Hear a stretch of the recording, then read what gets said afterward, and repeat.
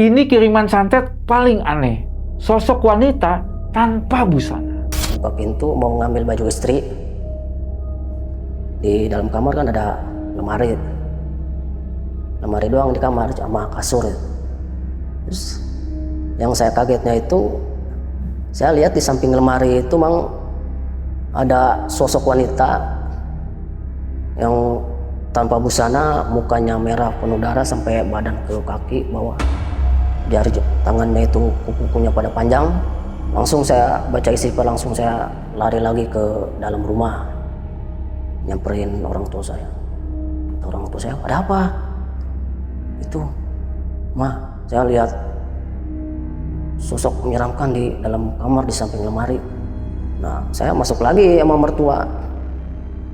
Saya masuk lagi ke kamar.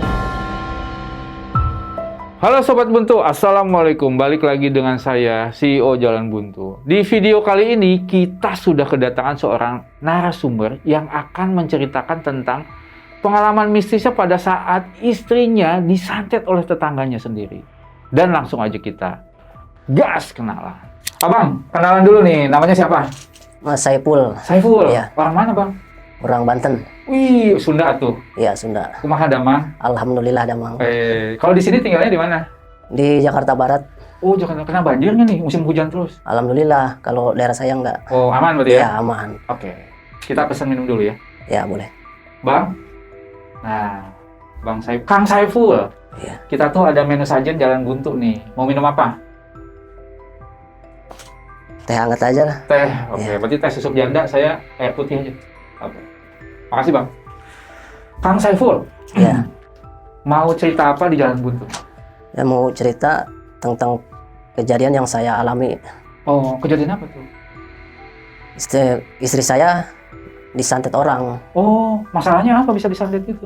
Masalahnya itu masalah tanah, Bang. Oh, tanah. Iya. Tanah rumah yang lagi ditempatin berarti? Iya, yang saya tempatin. Oh, Waktu itu juga udah saya tempatin tanahnya itu. sampai sekarang berarti? Alhamdulillah sampai sekarang. Nah, selama disantet nih, ada nggak pengalaman yang paling serem yang abang atau keluarga abang alamin? Yang paling serem itu saya ngalamin karena pertama kali juga saya ngelihat sosok itu. Saya mau ngambil baju buat istri saya. Saya masuk ke kamar, mau ngambil baju di lemari. Di samping lemari itu saya lihat sosok wanita tanpa busana, wajahnya penuh darah sampai ke badannya ke bawah. Rambutnya panjang, kukunya itu panjang-panjang. Saya langsung kaget, baca istighfar, langsung lari lagi ke dalam rumah. Itu pasti serem banget itu, Bang. Oke, Bang, tahan dulu ceritanya. Iya. Nanti setelah minumannya datang, kita lanjut lagi ya. Oke, siap. Oke, Sobat Buntu, buat kalian nih yang penasaran dengan kelanjutan cerita dari Bang Saiful atau Kang Saiful, pokoknya jangan kemana-mana, tetap di Jalan.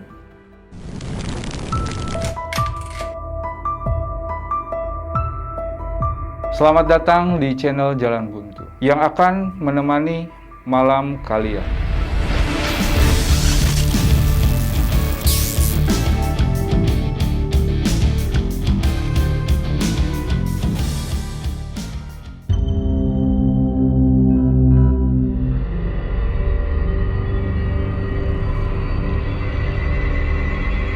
Bang,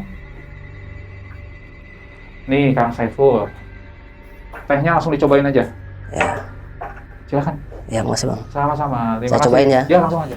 Terima kasih, Bang. Oke, Kang Saiful. Langsung aja. Saya Iya. pengen tahu nih, awal mulanya nih bisa ada konflik di santet ini seperti apa nih? Awalnya itu saya juga nggak tahu ya. Saya kan lagi kerja di Jakarta. Tiba-tiba saya dapat telepon dari kampung. Istri saya telepon. Istri saya itu jatuh dari motor. Jatuh dari motor, tangan sama kaki sama di jidat sini lecet-lecet ya, pada lecet. Dan dia cerita pas lagi bawa motor, namanya jalan di kampung ya, pertengahan sawah, jalannya juga jelek kalau di kampung. Pada bawa motornya santai, pelan. Tapi si tangan itu kayak ada yang narik ya. Yang tangan megang gas itu, gas motor. sampai istri saya tiba-tiba nabrak tugu gurung-gurung sampai jatuh ke bawah ke sawah. Malamnya istri saya sekitar jam 12 malam dia kebangun. Dia ngelihat sosok berbadan tinggi tanpa busana dan rambutnya panjang. Yang dia lihat itu dari belakang. Si sosok itu keluar dari kamar menuju ke rumah, ke dalam rumah. Terus dia karena takut nggak berani nyamperin, dia langsung lanjut tidur. Paginya dia bangun, terus namanya bangun tidur pagi, biasa orang ya bang ya, bangun tidur kan biasa minum gitu kan. Terus istri saya minum, dia kaget, si airnya nggak masuk ke mulut gitu, langsung tumpah ke bawah.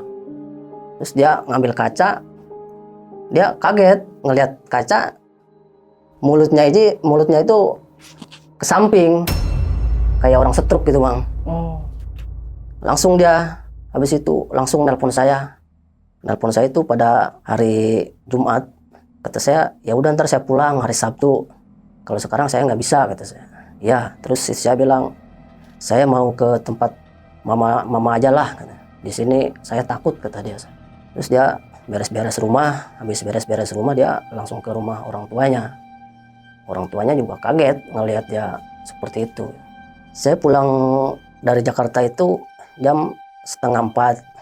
Nyampe rumah orang tua saya jam 5:30.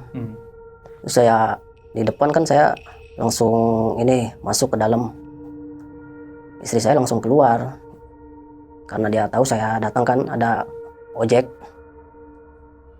Saya lihat istri saya kaget karena bener gitu, istri saya mulutnya itu ke samping gitu, kayak orang stroke. Habis itu saya ngobrol sama mertua, kata mertua, ntar mama manggil tukang urut, katanya. Maghrib kan habis itu, saya juga beres-beres badan, mandi, saya berangkat ke musola, mau sholat maghrib. Pulang dari musola saya ngelihat masuk ke dalam rumah, ngelihat istri saya udah keadaan kesurupan. Dia ngamuk-ngamuk sambil teriak, sambil nyakar-nyakar lantai begitu. Dan di sampingnya itu ada tukang urut di situ. Saya tanyalah sama tukang urut itu,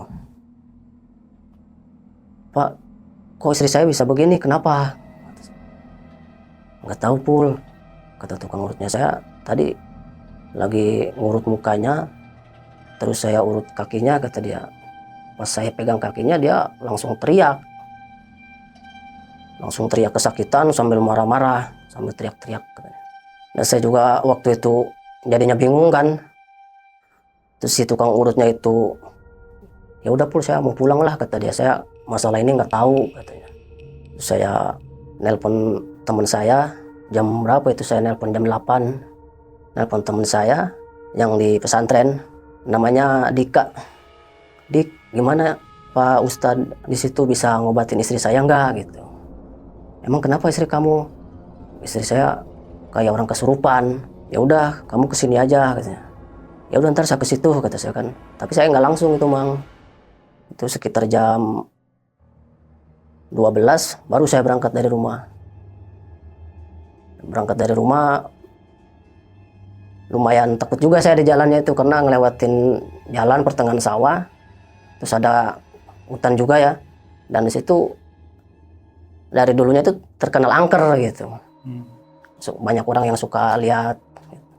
Terus saya sampai di pesantren teman saya. Sama siapa tuh ke sana? Sendiri saya. Saya nyampe ke pesantren teman saya udah nungguin di depan pesantrennya. Terus kata teman saya, udah langsung kita ke rumah Pak Ustadz aja, kata dia. Saya masuklah ke dalam lingkungan pesantren itu. Pesantrennya lumayan gede Mang. Banyak ada berapa itu yang pondok-pondoknya gitu ya. Terus saya ke rumah Pak Ustadznya juga masih rumah bilik. Nah saya ke rumah Pak Ustadznya, alhamdulillah Pak Ustadznya ada itu. Kata Pak Ustadz, ke teman saya, ada apa Dik? Kata. ini Pak Ustadz, teman saya istrinya sakit katanya, kata teman saya. Kayak orang kesurupan sambil ngamuk-ngamuk nyakar-nyakar lantai. Oh, siapa namanya Mang, kata Pak Ustadz itu ke saya. Saiful Pak Ustadz gitu. Ya udah ntar kita ke rumah kamu. Terus Pak Ustadz suruh teman saya itu manggil santrinya berempat. Terus dipanggil sama teman saya, santrinya itu berempat. Habis itu kita bareng ke rumah saya gitu, pakai motor. Saya berdua sama santrinya itu, Pak Ustadz berdua sama santrinya, yang satunya itu sendiri. Oke. Ngelewatin jalan yang tadi juga yang saya lewatin, soalnya itu jalan yang paling dekat ke rumah. Oke. Habis itu nyampe ke rumah, Pak Ustadznya masuk. Dia juga kaget ngelihat istri saya sambil marah-marah ngamuk-ngamuk, sambil dipegangin sama mertua. Terus Pak Ustadznya duduk, kata Pak Ustadz, bawa ke sini Pul istri kamu. Saya bawalah ke situ ke depan Pak Ustadznya itu. Dipeganglah tangan istri saya sama Pak Ustadz. Saya mau ruqyah Pul katanya. Ya udah Pak Ustadz ruqyah saja kata saya kan. Diruqyah lah sama Pak Ustadz itu. Sekitar setengah jam lah ngeruqyah. Pas awal ngeruqyah, istri saya langsung kayak orang kesakitan. Dia teriak-teriak mau sambil marah-marah ngamuk. Saya pegangin dari belakang kan tangannya, kakinya dipegangin sama mertua. Terus dia sampai lemes juga. Udah lemes, dia ngomong ke Pak Ustadznya, udah Pak Ustadz saya udah sembuh katanya. Udah, sama saya juga ngomong, ya udah saya udah sembuh kata dia. Ya Pak Ustadznya berhentilah ngeruqyahnya itu, karena menurut Pak Ustadz udah sembuh gitu ya. Pak Ustadznya terus keluar ke depan. Tapi saya lihat cara dia ngomong ke saya waktu ngomong sembuh itu kayaknya bukan istri saya gitu. Soalnya dari cara ngomongnya beda, kayak seperti biasa gitu ya. Terus tatapannya juga saya lihat matanya masih beda. Makanya pas Pak Ustadz keluar, saya langsung ngomong. Kata saya, kamu jangan bohong, saya tahu istri saya kayak gimana, kata saya. Kamu belum sembuh, kata saya. Dia ngelirik tajam ke saya matanya sambil ketawa, Mang. Dia, hahaha, kata dia. Yang di dalam rumah itu mama saya tuh sama bapak saya itu kaget. Katanya udah sembuh, tapi masih begitu. Saya juga kaget itu kan. Dia ngomong, pinter kamu bisa tahu saya belum keluar katanya dari badan istri kamu. Terus saya keluar lagi, saya samperin Pak Ustadznya. Pak Ustadz, istri saya belum sembuh, kata saya. Pak Ustadznya masuk lagi ngelihat, dia duduk lagi, terus dia manggil santrinya itu yang berempat itu. Mang, pada kesini. Manggil santrinya itu, Pak Ustadz. Langsunglah Pak Ustadz sama santrinya itu berempat ngelilingin istri saya. Istri saya pegangin tangannya, kakinya dipegangin mertua. Yang saya kaget ini, dia yang ruqyah 2 kali ini istri saya biasa aja, Mang. Jadi nggak ngerasa sakit, nggak ngerasa dia lemes, malah dia ketawa-ketawa dia. Sambil Pak Ustadznya baca apa dia ikutin, terus dia sambil ngomong terus kata istri saya, bacaan begitu mas saya juga bisa, kata dia. Ada setengah jaman Pak Ustadz sama santrinya itu ngeruqyah, udahan lah ngeruqyahnya itu. Terus Pak Ustadznya ngomong, maaf Pul, kata Pak Ustadz, saya nggak kuat, saya nggak bisa, katanya. Ini yang di badan istri kamu terlalu kuat, katanya. Kata Pak Ustadz, ya udah nggak apa-apa Pak Ustadz, kata saya. Prosesnya itu dari jam 1 sampai pagi, Mang, sampai jam 6, jam 6 pagi. Habis itu Pak Ustadznya, ya udah saya mau pulang aja, kata Pak Ustadznya. Ya udah Pak Ustadz, makasih ya, kata saya. Saya kasih ongkos lah Pak Ustadznya, nggak enak kan, udah ngerepotin dia gitu. Iya. Siangnya itu saya juga bingung kan, saya mau berobat kemana nih. Terus saya manggil orang pintar di tetangga saya, nyamperin tetangga saya orang pintar juga. Dia biasa ngobatin orang, terus biasa orang meminta syariat kepada dia gitu. Assalamualaikum kata saya nyamperin dia. Waalaikumsalam kata dia. Ada apa Pul? Ini Mang saya mau minta tolong kata saya. Istri saya sakit. Teriak-teriak kayak orang stres kata saya. Nyakar-nyakar lantai. Ngamuk-ngamuk kata saya. Oh ya udah, ntar saya ke rumah kamu kata dia. Dari rumah Pak Ustadz saya langsung pulang. Terus sekitar ada 15 menitan Pak Ustadz datang ke rumah saya. Terus dia datang sambil bawa air di aqua kecil. Dikasih ke saya. Ini Pul, kamu kasih minum ke istri kamu. Terus kamu basuh mukanya sama tangan sama kakinya. Sisanya buang airnya katanya. Ya Pak Ustadz, makasih kata saya. Duduk dulu Pak Ustadz. Nah dia duduk di depan, terus saya kasih minum lah istri saya basuh mukanya, tangannya, kakinya pakai air dari Pak Ustadz itu. Sisanya saya buang. Istri saya nggak ada perubahan Mang, masih dia ngamuk, teriak-teriak. Pada itu karena saya nggak megangin ya, mertua saya juga enggak gitu. Dia lari ke dapur. Di dapur kan ada teko yang biasa buat air. Ditumpahin sama dia tekonya, dilemparin. Langsung saya kejar ke dapur.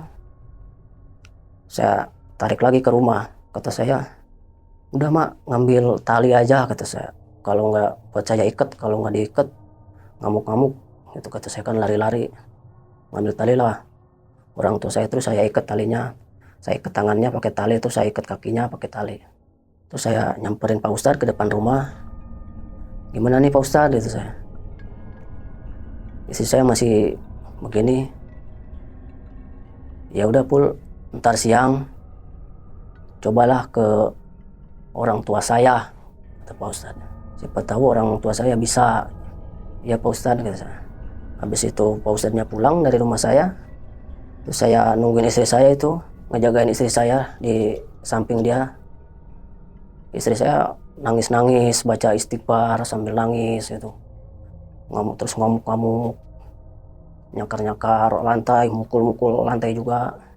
Nah pada jam 9 siang itu Pak Ustadznya datang ke rumah saya. Assalamualaikum kata Pak Ustadz. Waalaikumsalam Pak Ustadz kata saya. Gimana Pul, mendingan nggak kata Pak Ustadz. Masih begitu Pak Ustadz. Ya udah, mending sekarang kamu pinjam mobil itu sama Pak Joni gitu. Dia kan punya mobil tetangga rumah. Saya pinjam mobil ke rumahnya Pak Joni. Terus kata Pak Ustadz, udah bawa istri kamu suruh naik sama mertua saya sama saya juga. Berangkatlah saya sama istri saya sama orang tua saya sama Pak Ustadz itu ke daerah Pandeglang. Pas mau nyampe ke rumah ibunya Pak Ustadz itu juga lumayan jauh. Jalan perkampungan kecil, ngelewatin hutan, sawah gitu.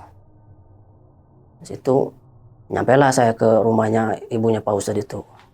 Nyampe situ Pak Ustadz turun, manggil ibunya. Saya juga ikut turun sama istri sama orang tua. Ternyata si ibunya Ustadz ini nggak ada di rumah. Ditelepon lah sama Pak Ustadz itu. Kata Pak Ustadz, di mana Bu? Saya lagi di luar, lagi ngobatin orang. Oh, emang kenapa? Kata ibunya.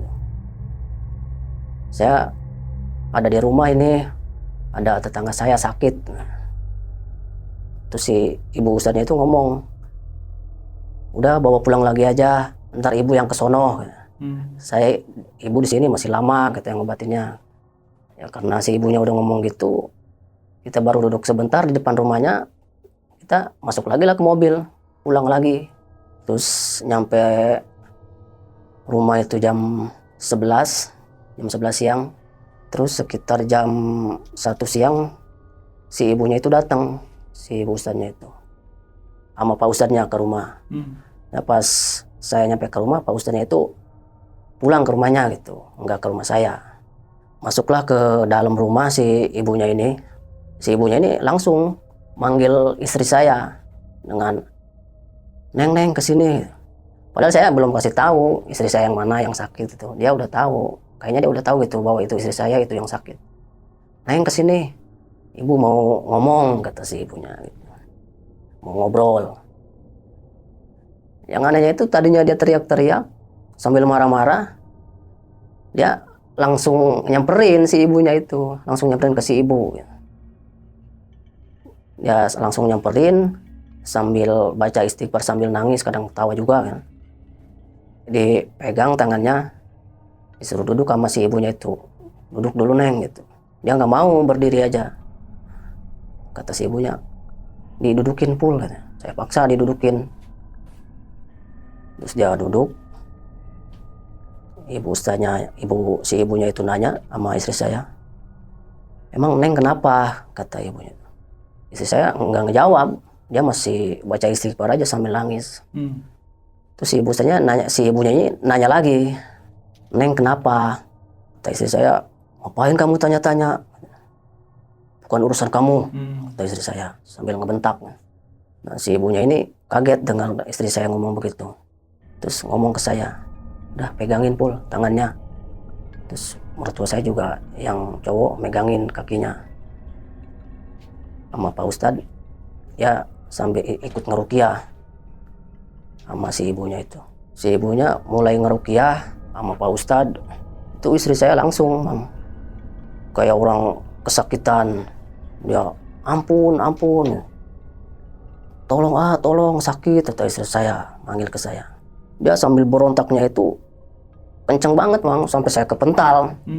Kenceng banget tenaganya, gede kayak tenaga laki-laki. Terus dia mau lari, mau berdiri gitu ya, mau lari.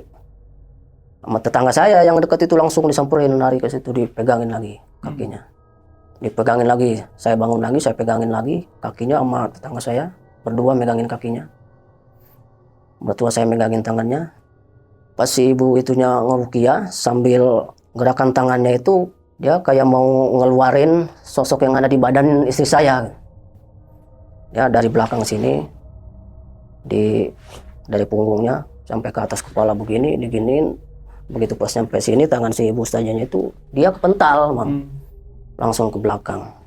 Si ibu ustazahnya bangun lagi, si ibunya itu dia sambil ngeruqyah lagi, sambil kayak tadi mau ngeluarin lagi masih dari sini ke atas. Yang kedua kalinya dia kepental lagi, dia nggak kuat. Habis itu dia nggak coba ngeluarin lagi, dia cuma ngeruqyah doang sama Pak Ustadz itu. Istri saya sambil nangis-nangis, teriak minta tolong. Pas si ibu ustazahnya itu lagi ngeruqyah, dia seperti ngelihat sosok berdiri di belakang istri saya. Sosoknya itu sosok wanita tanpa busana, mukanya penuh darah sampai ke badannya, ke bawah ke kaki. Rambutnya panjang, tangannya itu kukunya panjang-panjang sampai dia juga kepental ke belakang. Mungkin kaget kali dia ya. Dari situ berhentilah si ibunya itu ngeruqyahnya. Ngeruqyahnya berhenti, Pak Ustadznya juga berhenti dia. Si ibu ustazahnya itu udah capek banget keluar keringet sambil ngos-ngosan capek gitu. Terus dia minta air ke saya, minta air minum pun. Saya kasih minum. Habis minum dia ngomong ke saya, maaf pul, saya nggak bisa, kata dia. Ini yang ada di badan istri kamu terlalu kuat, katanya. Terus kata dia, saya cuma bisa nyaranin, katanya, coba kamu ajak istri kamu ziarah ke makam yang ada di Banten, makam Syekh Sultan Hasanuddin. Mudah-mudahan nyampe sono jin yang ada di sosok yang ada di badan istri kamu ini bisa keluar ya. Karena dari hawa-hawa lingkungan itu, dari kuburan-kuburan para syekh. Habis ngomong itu, si ibunya langsung pamitan sama saya. Ya udah pul, saya mau pulang ya, katanya. Ya udah, makasih Bu, kata saya. Saya sempat berpikir itu, kata saya, orang sakit kayak orang stres begini, lari-larian, kok disuruh ziarah gitu ya. Terus istri saya juga harus dibawa, kata si ibu itu. Terus mertua saya ngomong, udah nggak apa-apa pul, bawa aja, coba. Namanya kita bersyariat, siapa tahu sembuh. Ya udah mak, kata saya. Terus habis itu saya masih di hari itu ya, habis itu saya siap-siap, saya pinjam mobil lagi ke tetangga, tapi bukan sama Pak Joni itu saya pinjam mobil. Saya ke tetangga saya yang lain, namanya Pak Rudi. Saya jalan ke rumah Pak Rudi. Ke rumah Pak Rudi itu, sebelum ke rumahnya ngelewatin rumah yang tadi saya tinggalin itu. Saya ngelewatin situ, saya lihat ke rumah saya, emang dari auranya itu kayak serem gitu Bang. Dari luar saya lihat sekilas ya. Terus saya nyampe ke rumah Pak Rudi, Assalamualaikum itu saya, Bang. Keluar anaknya, ada apa Kak? Bapaknya ada kata saya. Ada. Udah masuk aja kata anak. Saya masuk ke dalam.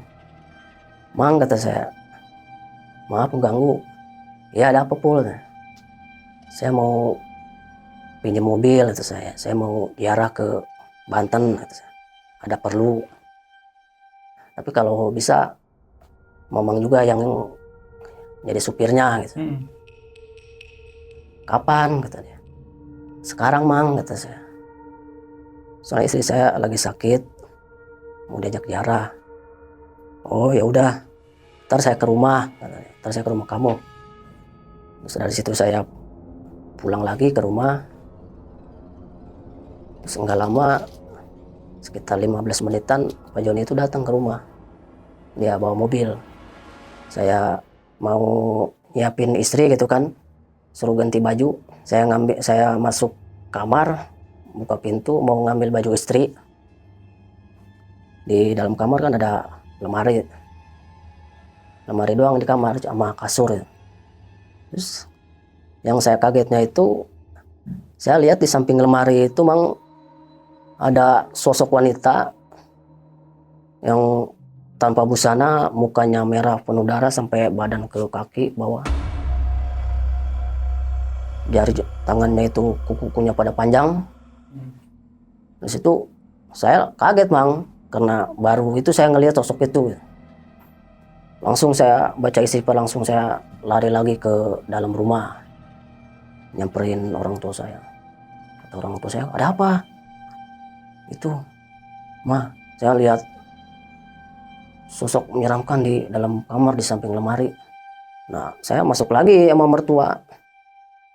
Nah, saya masuk lagi ke kamar, itu nggak ada Mang sosok itu. Mana nggak ada apa-apa kata orang tua saya. Tahu tadi ada di situ di samping lemari, Ma kata saya. Ya udah kamu ambil aja baju si Ium, baju istri kamu. Saya ambil lah. Saya ngambil baju istri saya. Mang saya udah siap nih. Ya udah ayo. Langsung masuk aja ke mobil. Langsung masuk ke mobil semuanya, istri saya, orang tua. Di situ langsung jalan. Langsung jalan mobilnya. Perjalanan dari rumah itu ke Banten itu lumayan Mang. Karena jaraknya juga lumayan jauh ya dari tempat saya. Sekitar 1,5 jam di perjalanan itu karena macet juga. Dari rumah itu jam 3-an, nyampe sono jam 4:30, masuk ke parkiran. Turunlah saya sama istri saya sama orang tua saya. Istri saya pas turun dia nggak teriak-teriak Bang, padahal waktu di perjalanan di mobil dia masih teriak-teriak, masih ngamuk-ngamuk, gitu, mukul-mukul saya. Tapi pas turun dari mobil ke lokasi penjarahan itu dia langsung diam, cuma dia ngomong tapi nggak keluar suara, cuma bisik-bisik doang gitu, sambil dia lari ke samping, lari lagi ke samping itu ke depan, loncat-loncat. Kan pas mau ke penjaraan, mau pas ke kuburan Syekh Sultan Nasaruddin itu kan naik tangga ya, dia loncat-loncat di tangga gitu, gimana sih kayak anak kecil gitu Mang. Terus saya samperin, saya pegang tangannya biar dia nggak lari-lari. Nurut dia itu Mang, nggak teriak-teriak, nggak berontak. Terus nyampe atas, ketemulah yang biasa menjarakan di situ ya. Kata saya, Pak saya mau ziarah gitu. mau sendiri apa dijarahin sama saya, kata orang itu. Sama bapak aja, kata saya. Saya kasih amplop lah dia. Di situ mulailah dia jarah. Istri saya juga, saya suruh duduk mau dia. Nurut mang. Cuma dia sambil gini-gini aja tangannya, sambil ngomong bisik-bisik gitu. Dalam hati saya, mudah-mudahan sembuh, kata saya. Soalnya ini udah mulai nurut, udah nggak teriak-teriak, kata saya.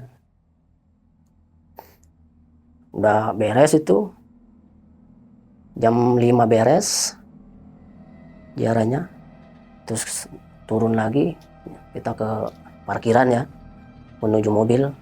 Terus udah pada masuk ke mobil, mau langsung pulang.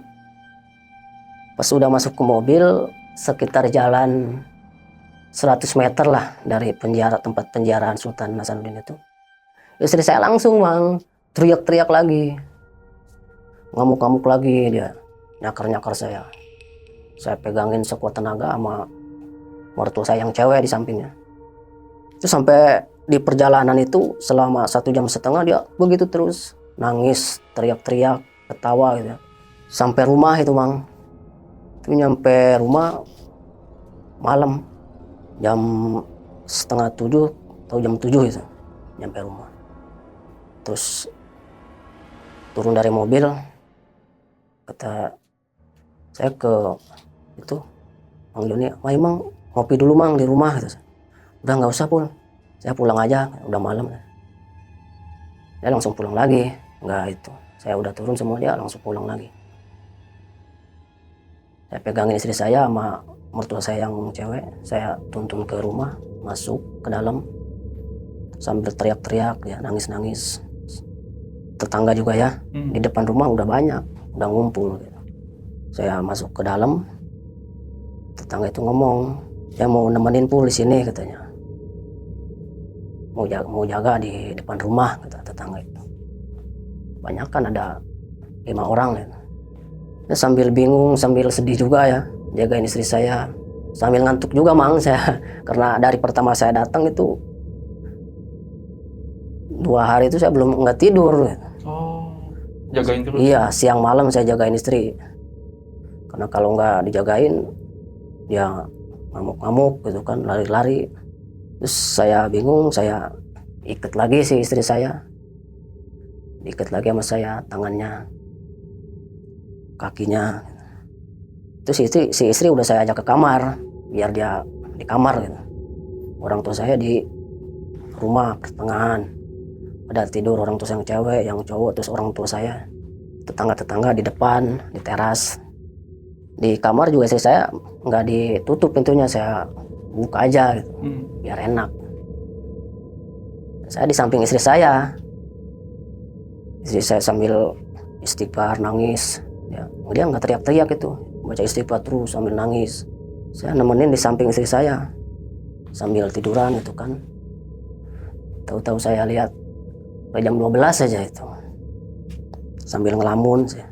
Tiba-tiba saya kayak tidur, tapi perasaan saya bukan tidur itu mang, kayak ketiduran gitu ya, tapi saya setengah sadar gitu. Saya kayak ngimpi, tapi kayak nyata juga. Ada yang nyekik saya gitu ya, begini, bukan nyekik, baju saya yang diremas begini. Sama wanita yang tadi, yang tinggi, yang mukanya sampai ke bawah banyak darahnya itu tanpa busana. Saya kaget mang, langsung saya buka mata, taunya istri saya yang lagi megang saya begini, kencang sambil ngotot matanya itu saya. Ya bingung, perasaan saya udah ikat tangan sama kakinya gitu.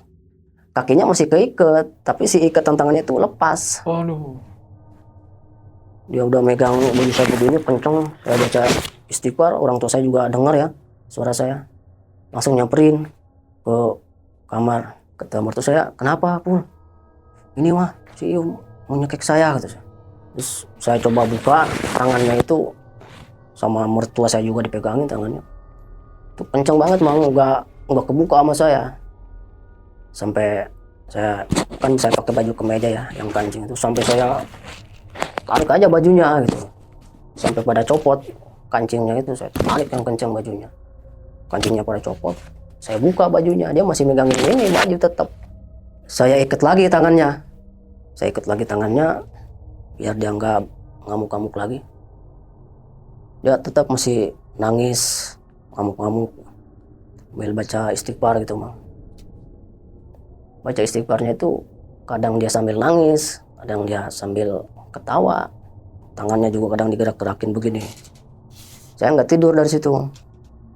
Saya takut istri saya itu lagi kan, saya takut nyekik saya lagi. Saya geletak di samping istri saya, tiduran. Tahunya saya ketiduran lagi, Mang. Itu sekitar jam 3:30 itu saya ketiduran. Yang di dalam rumah juga orang tua pada tidur. Yang di teras juga tetangga pada tidur. Tiba-tiba saya dengar teriakan dari luar. "Oh, si Iyung kabur." Saya kaget kan dengar dari suara dari luar. Langsung saya ngelihat ke samping, istri saya udah nggak ada. Saya lari ke tengah rumah, orang tua saya bangunin, langsung ke depan ke teras. "Kenapa, Mang? Itu istri kamu kabur," katanya. Dia meloncat ke badan saya. Kaget saya langsung bangun, katanya. Saya kejarlah istri saya. Sekitar jarak 10 meter itu saya nemu baju dia, Mang. Bajunya doang udah dia lepas, udah dia buka. Saya ngelihat istri saya masih lari tanpa busana gitu. Oh, bugil gitu? Iya. Oh. Bugil. Langsung saya tangkep sama tetangga itu ya, dipegangin. Bajunya kan saya bawa, langsung saya pakein lagi gitu, dipaksa Mas. Langsung saya bawa pulang lagi ke rumah. Nyampe rumah saya ikat lagi kaki sama tangannya. Yang tetangga di luar nanya, "Emang nggak, gimana Pul bisa kabur? Emang nggak diikat sama kamu?" "Udah saya ikat, Mang," saya juga nggak tahu, saya ketiduran, kata saya.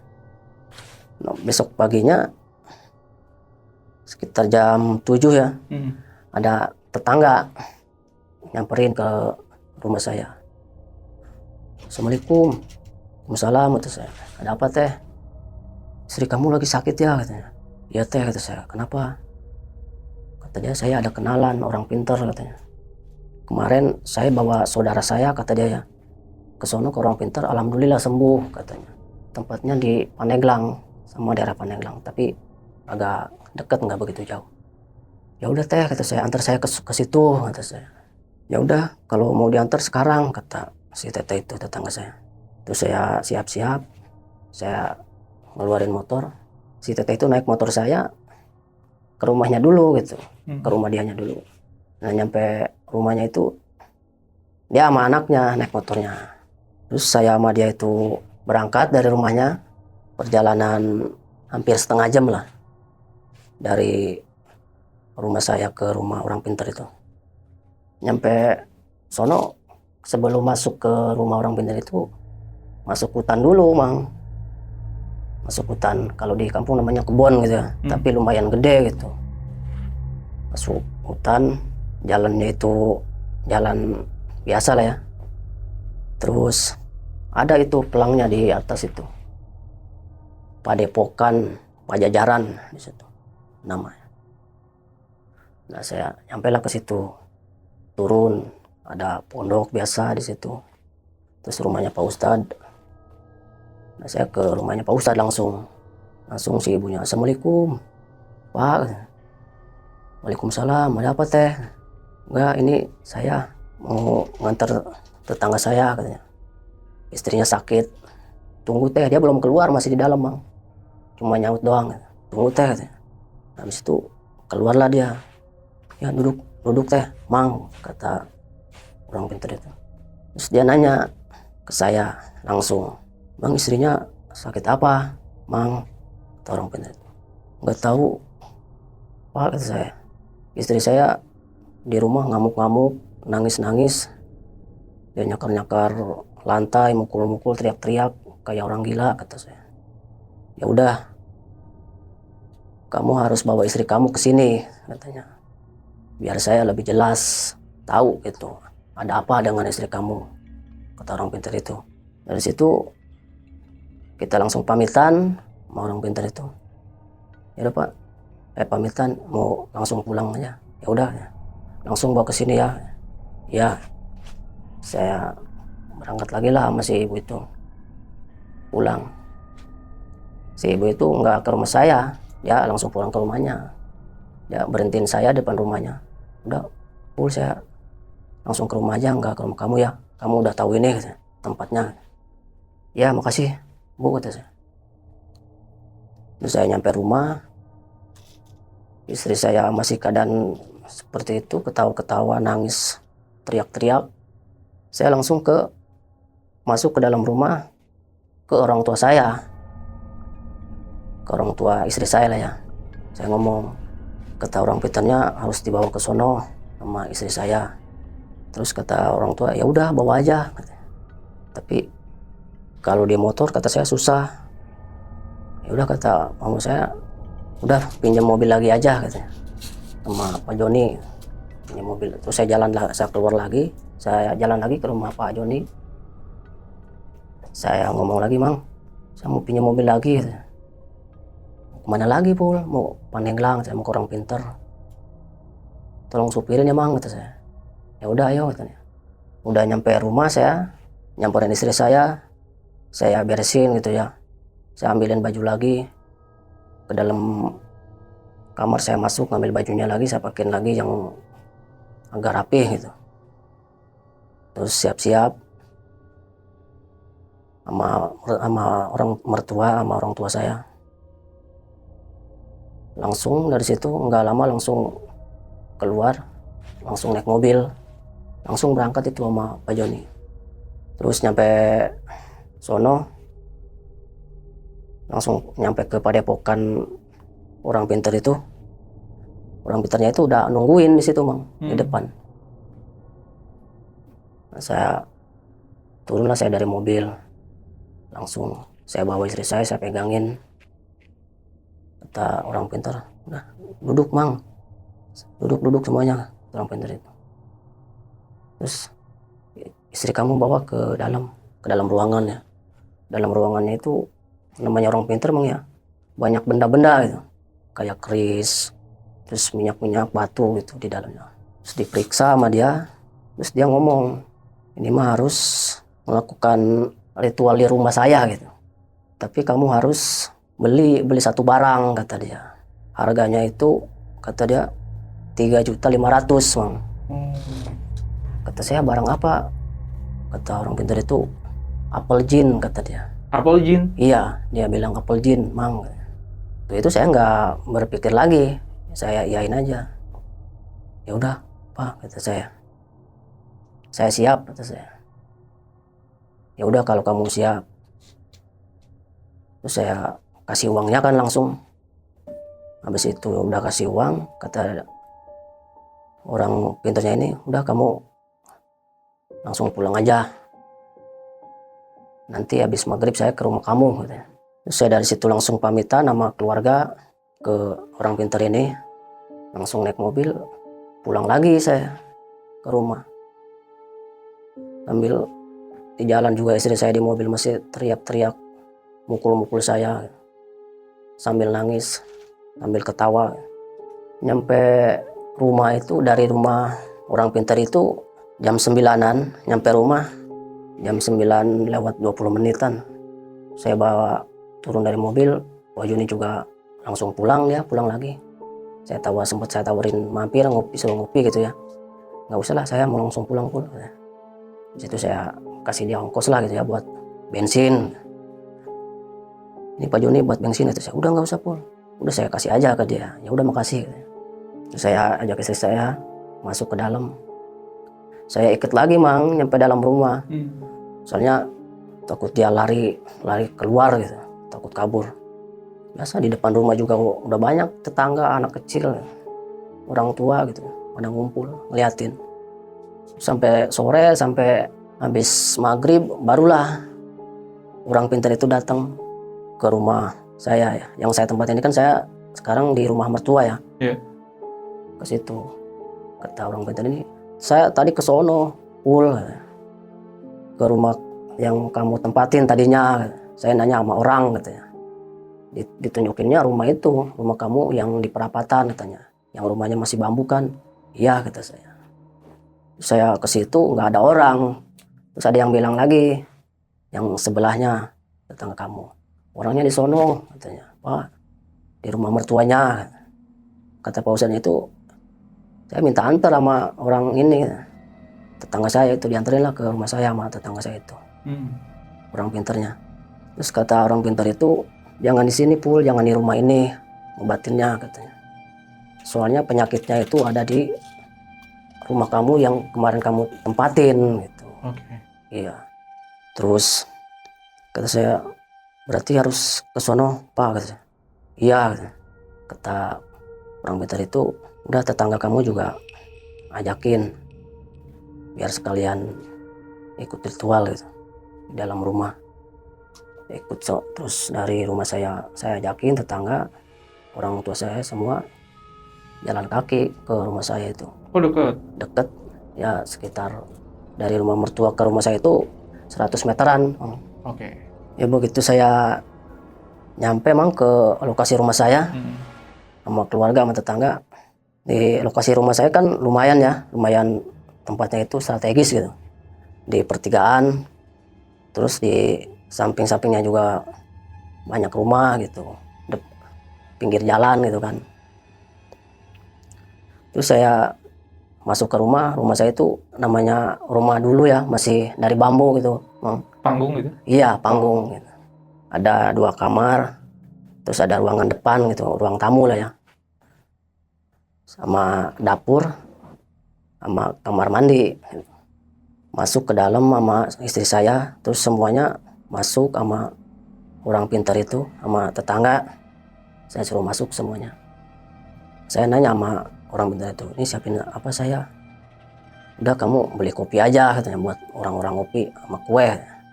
Tanya kan saya nggak persiapan dulu Mang, karena saya juga panik kan, sama pusing gitu. Terus saya beli ke warung kopi sama kue gitu. Biasalah gitu ya buat orang ini kumpul. Ya, orang pintarnya ini udah nyiapin barang-barangnya, dia bawa dari rumah dia. Dia bawa yang dibungkus pakai kain putih, diikat atasnya ya, ditaruh di wadah segini lah. Di pinggirnya itu kembang 7 rupa pinggirnya, sama keris 1, sama itu yang dibungkus putih itu. Terus si orang pintarnya ini mulailah ritual itu. Dia baca-baca doa itu, baca doa kayak bahasa-bahasa campur bahasa kejawen juga ya, saya nggak tahu ya. Kejawen Sunda apa Jawa? Jawa. Oh, Jawa. Iya, sambil baca doa, paling saya bagian aminnya doang saya sama tetangga-tetangga itu karena nggak tahu. Iya. Terus selesai dalam waktu setengah jam itu dia ngomong, udah Pul ini ambil katanya, dikasih ke saya yang dibungkus kain putih itu. Udah buka katanya. Saya buka, bentuknya bulat Mang, bulat, warnanya terang gitu kayak kaca gitu. Kayak kaca, di dalamnya itu kayak ada minyak sedikit di dalamnya itu. Terus di atasnya kayak ada ini, kayak ada kupingnya gitu, ada 3.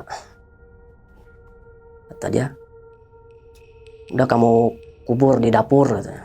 Dapur rumah kamu kubur. Terus saya jalan lah ke dapur, saya ambil pacul, saya gali tanah, saya kubur di situ di dapur.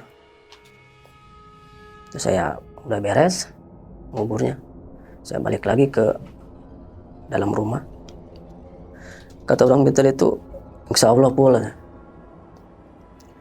insya Allah sembuh kata dia. Terus habis ngomong itu, orang pintar itu biasa ngopi ngobrol sama tetangga gitu. Dia nyeritain pengalaman dia gitu, ngobatin orang. Ya katanya bisa ngobatin semua penyakit, kayak penyakit kelenjar kata dia, penyakit non medis, penyakit medis bisa kata dia. Selesai ngobrol itu sekitar jam 10-an lah beres. Dia langsung pamitan. Ya udah Pul, saya mau pulang kata dia. Udah, insya Allah istri kamu sembuh. Berarti ini malam ya? Iya malam. Oke. Pak Ustadznya udah pamitan ya, langsung pulang. Orang pintarnya itu.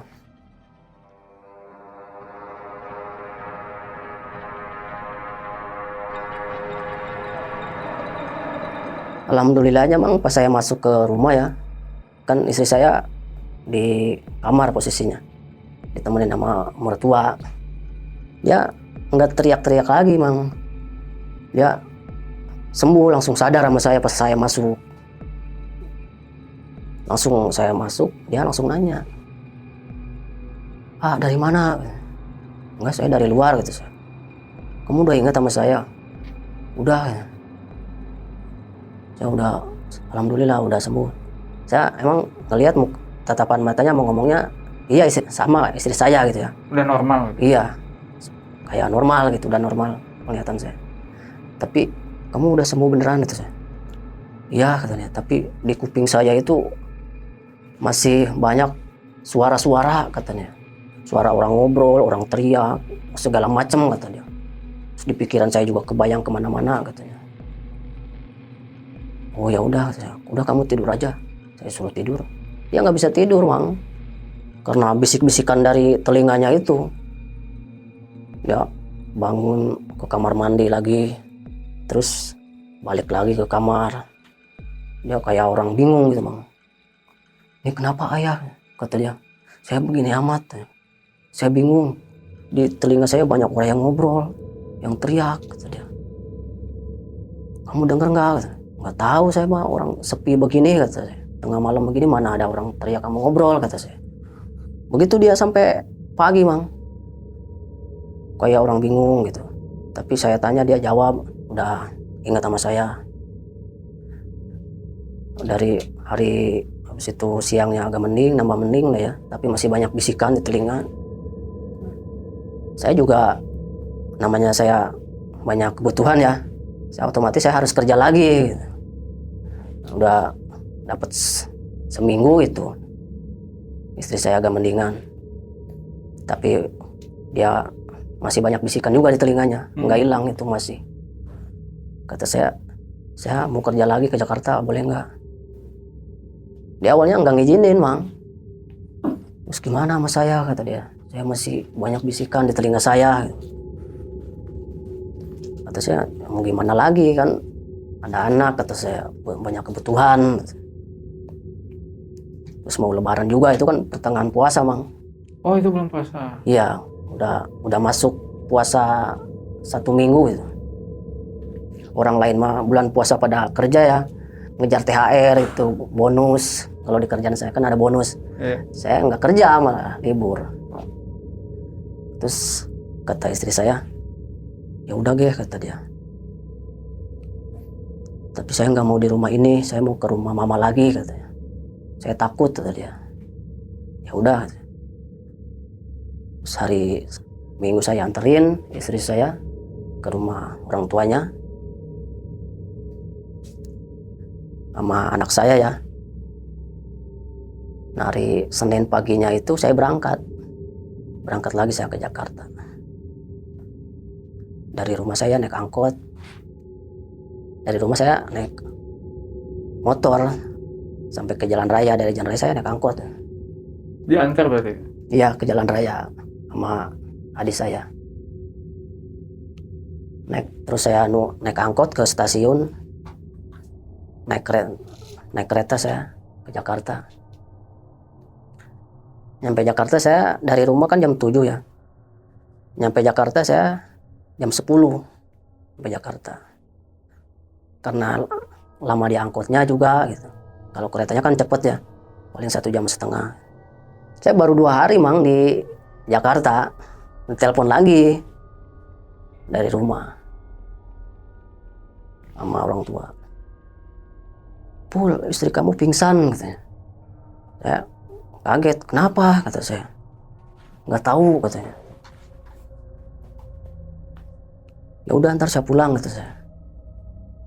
Pas saya langsung dari situ saya bilang ke bos, minta izin pulang. Saya bilang istri saya sakit. Terus saya jalan ke stasiun, kan deket dari kerjaan ke stasiun. Terus saya lagi di kereta, dapat telepon lagi dari orang tua. Istri kamu udah bangun tapi kumat lagi katanya. Kumat lagi kayak kemarin. Ngamuk-ngamuk, teriak-teriak, nangis-nangis. Saya kaget, saya sambil nggak banyak ngomong saya, karena saya kaget juga, saya gimana gitu, bingung. Ya udah, saya lagi di jalan kata saya. Nah, saya matiin teleponnya. Terus saya nyampe stasiun, naik angkot, terus dijemput sama adik saya ke jalan raya. Jemput. Terus biasa ngelewatin, sebelum ke rumah saya kan ngelewatin perkampungan, jalannya hancur ya di kampung. Ngelewatin hutan, perkampungan, terus hutan, terus sawah. Jalan yang waktu istri saya jatuh dari motor itu. Emang di situ agak angker gitu. Kadang tetangga-tetangga saya juga suka lihat di situ. Lihat makhluk-makhluk halus itu situ kalau malam. Terus saya nyampe ke rumah, istri saya lagi di kamar. Tapi saya nggak dengar teriakannya gitu. Langsung saya turun dari motor, saya assalamualaikum, saya masuk ke dalam. Istri saya lagi berbaring di kasur, Mang, di kamar. Kamu kenapa? Kata saya. Dia langsung nengok ke saya, lagi tungkurap gitu kan, tiduran dia. Nengok ke saya sambil senyum, Mang, sambil senyum. Pulang, katanya. Dia langsung meluk saya, kayak manja gitu. Terus istri saya juga kalau saya lagi sebelum kena penyakit nggak seperti itu gitu, biasa aja. Ini saya juga heran gitu. Dia langsung meluk saya, senyum-senyum, nyiumin saya gitu kan. Karena saya agak takut juga, saya singkirin istri saya. Udah, kata saya, diem, kata saya. Ya sambil ketawa, senyum-senyum. Kamu kenapa? Kata saya. Enggak, kata dia, sambil senyum-senyum doang, Mang, enggak teriak itu. Sambil saya duduk kan, dia tiduran lagi di paha saya. Sambil dia masih ngeliatin muka saya, senyum-senyum gitu. Terus saya ngomong, saya mau ke kamar mandi dulu ya. Jangan, kata dia. Jangan, kamu di sini aja. Ntar kamu diambil orang, kata istri saya. Enggak, saya ini doang. Mau kencing, kata saya. Dipegangin sama orang tua saya. Saya jalan, dia nangis, Mang. Langsung manggil-manggil saya. Saya buru-buru saya ke kamar mandi ya. Kamar mandi saya, habis dari kamar mandi saya buru-buru lagi nyamperin dia gitu. Udah saya samperin, dia diem lagi ada saya itu. Saya bingung, saya telepon Pak Ustadznya, itu orang pinternya lagi ya, yang kemarin ngobatin istri saya itu. Saya telepon, diangkat sama dia. Halo Pak. Ya ada apa? Dia kan nyimpen nomor saya ya. Iya. Ada apa Pul? Ini Pak, istri saya kumat lagi, kata saya. Sakit lagi kayak kemarin. Oh, ya udah. Ntar saya ke situ, kata dia. Malam saya ke situ. Saya kan keluar tuh, kata saya mau keluar ya sama istri saya. Dia ngebolehin. Ya udah, nggak apa-apa. Saya keluar. Terus mertua saya yang jagain, yang cewek. Dia ngelihat, Mang, di atas lemari itu, lemari yang di kamar, ada tangan jalan di atas lemari. Waduh. Kukunya panjang, kata dia langsung teriak. Saya langsung lari dari luar ke dalam. Nyamperin mertua saya sama istri saya. Ada apa, Mang? Itu di atas lemari ada tangan satu tadi ya, jalan-jalan di atas lemari. Terus saya liatin, nggak ada, Mang, kata saya. Tadi ada di situ, katanya. Ya udah nggak ada, kata saya. Langsung mertua saya keluar, saya yang nemenin istri saya lagi di kamar. Sampai sore saya nungguin istri saya di situ. Dia sambil ngomong-ngomong, ngobrol sendiri gitu ya. Cuma nggak teriak-teriak dia, nggak marah-marah. Megangin saya dari pas saya pulang sampai sore. Sampai habis maghrib, orang pintar itu datang ke rumah. Assalamualaikum. Waalaikumsalam. Pak, saya masuk, Pak. Saya. Ya, masuk dia ke dalam. Dipanggil lah istri saya kan di kamar ya. Yeah. Dia langsung nyamperin ke kamar. Langsung dia ngomong, Yum, nama istri saya kan Yum ya. Kata orang pintar itu, Yum, kenapa kamu? Kata orang pintar itu. Istri saya cuma nengok sambil senyum sama orang pintar itu. Udah diem ya, kata orang pintar itu. Udah istri saya nunduk lagi sambil ngoceh-ngoceh pelan gitu sendiri ngobrol ya. Orang pintar itu langsung ke rumah lagi, ke ruangan rumah. Ngomong sama orang tua saya tetap di kamar nemenin istri saya. Kata orang pintar itu, malam ini saya mau ritual lagi, kata dia, di rumah ini. Penyakitnya ini nyamperin ke sini, katanya. Jadi ada perlawanan dari sono, katanya. Yang ngasih penyakit ini bukan orang jauh, orang pintar, masih orang sini, ada yang jahat, kata dia. Oke. Tapi dia nggak bilang, Mang, siapa-siapanya itu nggak bilang. Kata dia, saya takut fitnah, kata dia. Punya orang sini tetangga kamu, katanya. Dia orangnya lumayan berada lah, kata dia. Nah setelah itu sekitar jam 9-an dia orang pintar itu mulai ritual lagi, kayak baca-baca doa gitu ya. Saya sama keluarga di situ nemenin. Tiba itu Mang, dari luar ya, dari arah samping barat itu kayak ada yang ngelempar batu gede, Mang, ke tembok, ke dinding. Kencang banget suaranya itu. Wah, kaget semua orang yang di dalam rumah itu dengar. Langsung kata orang pintar itu, dia berhenti dulu baca doanya, ngomong dia, udah coba tengok keluar, kata orang pintar itu. Saya sama orang tua saya keluar nyamperin gitu. Jadi cari sekeliling nggak ada apa-apa, Mang. Batu gede juga nggak ada gitu. Karena di samping rumah kan banyak rumput ya. Yeah.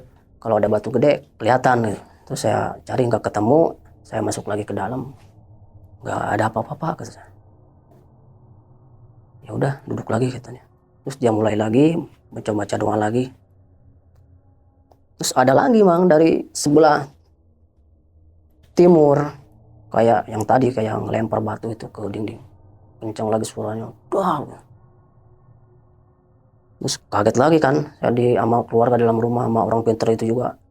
Yang kedua kalinya itu sama orang pintarnya berhenti baca doanya itu, sama dia juga keluar nyamperin. Dia pengen tahu. Terus pas keluar dicari nggak ada apa-apa, Mang. Kata dia, kata orang pintar itu, dari sana ada perlawanan, kata dia. Habis itu kita karena nggak nemu apa-apa ya di situ, masuk lagi ke dalam. Orang pintar itu udahan nggak baca doa lagi, nggak ritual lagi. Dia ngomong, besok istri kamu bawa aja ke padepokan saya, ntar diobatin di sono, katanya. Tapi ada syaratnya, kamu kalau bisa, kata dia, kamu harus bawa air kencing istri kamu yang baru bangun tidur. Itu harus bisa, kata dia. Sama tanah yang kemarin kamu tempatin, kamu bawa tanahnya, kata orang pintar itu. Kata saya, oh iya siap, Pak, kata saya.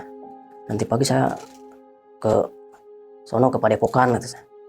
Ya udah, kata dia, saya pamitan ya, mau pulang, kata dia. Iya, Pak, kata saya. Terus dia pamitan pulang. Terus saya biasa ya, istri saya ikat lagi kaki sama tangannya, saya temenin situ.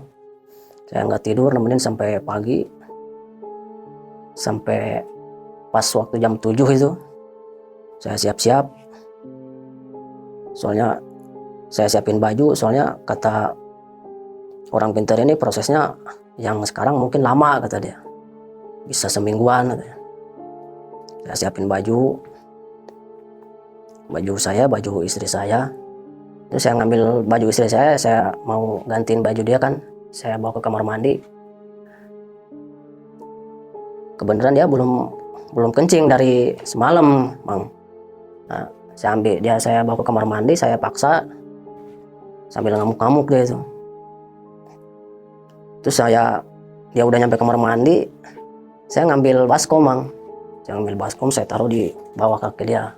Saya, udah, kata saya, buka celananya. Dia nggak mau, Mang, dia masih ngamuk-ngamuk aja gitu sambil ketawa-ketawa. Udah saya paksa aja, saya buka aja celana istri saya jongkokin. Udah jongkok dia kencing sendiri gitu Mang. Kencing pas kena wadah itu. Udah kencing istri saya dipandiin sama saya ya, dibersihin di kamar mandi. Terus saya pakein baju, di kamar mandi juga saya pakein bajunya. Terus air kencingnya saya singkirin. Udah saya pakein baju istri saya bawa lagi ke pertengahan rumah. Saya ikat lagi Mang tangan sama kakinya. Tua saya kan lagi sibuk juga ya, ngurusin adik ipar yang masih sekolah gitu. Terus saya balik lagi ke kamar mandi, saya nyari botol di dapur, botol ada, namun saya botol aqua, saya masukin ke botol aqua itu, air kencing itu. Saya ke dalam rumah lagi, semuanya udah siap, terus mertua saya juga udah siap, udah beres semua. Itu jam 8 saya berangkat dari rumah, saya bawa motor sama mertua saya sama mertua yang cewek sama istri saya. Saya sama istri saya, mertua yang cewek megangin di belakang, mertua saya yang cowok sendirian. Berangkat dari rumah ya, dari rumah mertua.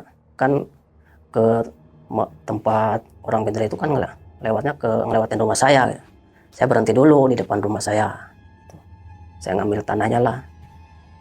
Pakai tangan ngambilnya saya, nggak pakai alat Mang. Saya pakai tangan gali sama saya wadahin ke plastik. Dapat plastik kecil lah segini. Dari situ langsung berangkat lagi naik motor. Saya sama istri saya sama mertua megangin di belakang. Mertua saya sendirian bawa motor. Biasa udah mau nyampe ke Padepokan itu masuk ke hutan, jalan setapak. Terus ada pohon gede. Pohon gedenya itu kiri kanan, pas kiri kanan jalan itu. Masuk ke Padepokan, pas sudah nyampe, orang pintarnya ini udah nungguin di situ. Di saung gitu Mang. Di saung biasa dia kalau menerima tamu ngobrol gitu. Terus nyampe situ, kata dia, udah istri kamu nggak usah di sinilah katanya. Anterin lagi aja ke rumah katanya. Kamu udah bawa kan yang saya suruh. Udah kata saya. Udah istri kamu saya lupa ngasih tahu ya, udah nggak usah di sini, bawa lagi aja ke rumah. Kata. Oh ya udah kata. Terus saya balik lagi Mang sama mertua sama istri saya ya, balik lagi. Pas sudah nyampe rumah istri saya bawa ke rumah, saya ikat lagi tangan sama kakinya. Terus yang jagain mertua saya yang cewek. Terus saya ngajak mertua saya yang cowok sama tetangga yang ada di depan rumah saya itu. Tetangga saya berdua. Balik lagi ke tempat orang pintar itu.